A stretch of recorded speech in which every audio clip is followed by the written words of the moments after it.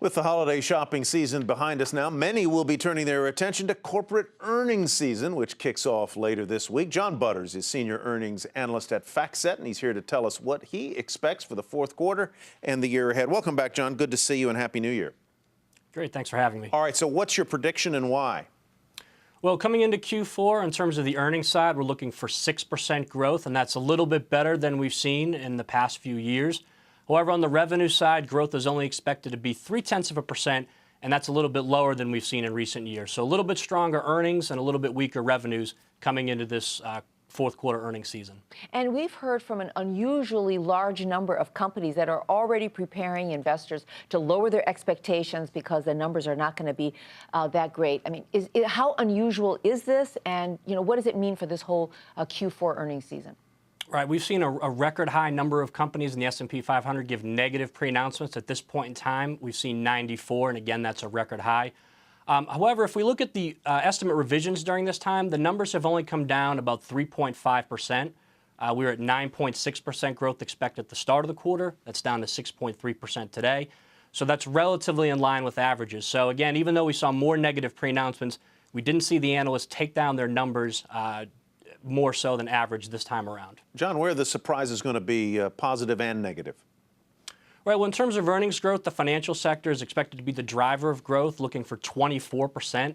And in that sector, the insurance companies are really driving the growth. They're benefiting from some easy comparisons a year ago due to the catastrophic losses for Hurricane Sandy. Last year, a number of those insurance companies had to pay out losses.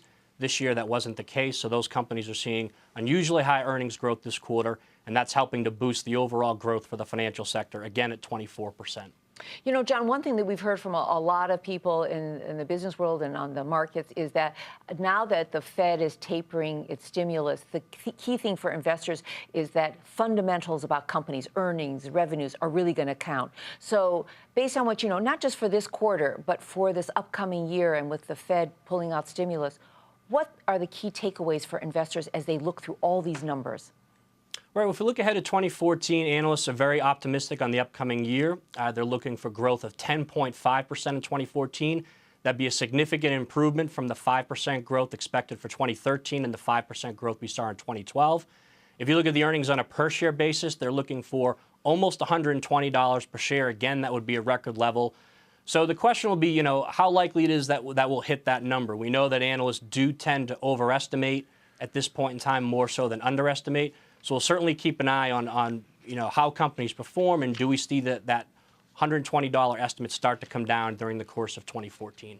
All right, John, I was going to ask you a quick question on how they're going to be able to get 10% earnings growth if they're not generating any revenue growth. How do they do it? Cost cutting? Quickly. Right. Well, again, analysts are looking for profit margins to hit record highs as well. They're looking for companies to squeeze more earnings out of the revenue. So if we look at Q4, 9.5% profit margins expected. That's near the record. Right. But into 2014, estimates are for profit margins to exceed 10% in 3 of the 4 quarters. All right, John, thank you very much. John Butters, senior earnings analyst at FactSet.